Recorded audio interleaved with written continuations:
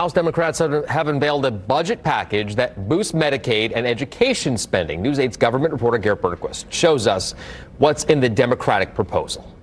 This is all part of a master amendment Democrats plan to introduce on the House floor, but it faces an uphill battle in a chamber where Republicans hold 2/3 of the seats.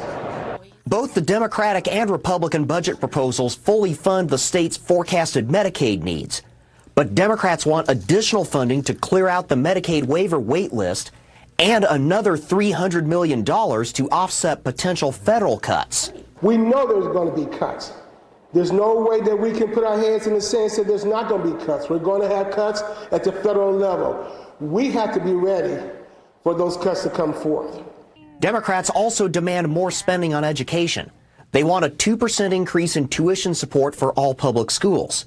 They also want another $5 million grant for Martin University, and they want to make the On My Way pre-K program universal. All that will cost money, and state budget analysts expect revenue will be flat in 2027. We may have to look at raising some taxes on some of the conversations that we've had. You heard the Ways and Means, they've talked about cigarette tax. We talked about liquor tax, sin tax, and things like that. And so that's what we may do. We may also ask people that, we got the voucher program. That's almost $1 billion. The Republican budget plan also boosts education spending, though not by as much. And it would make school choice vouchers universal. Republicans on the House Ways and Means Committee say they appreciate the feedback, but they say Indiana's economic performance shows they've made the right calls so far.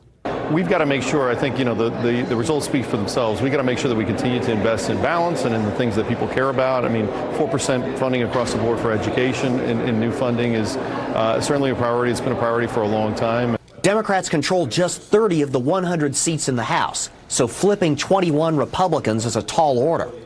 Porter insists Democrats want to push the entire package. They're all high priorities for us. We expect the House will vote on budget amendments tomorrow. That's the deadline for bills to get amended in the chamber in which they were filed. Thursday is the deadline for each chamber to pass its own bills and then send them across the hall, including the budget bill. At the State House, I'm Garrett Bergquist for Wish TV, wishtv.com, or follow us on Facebook for updates.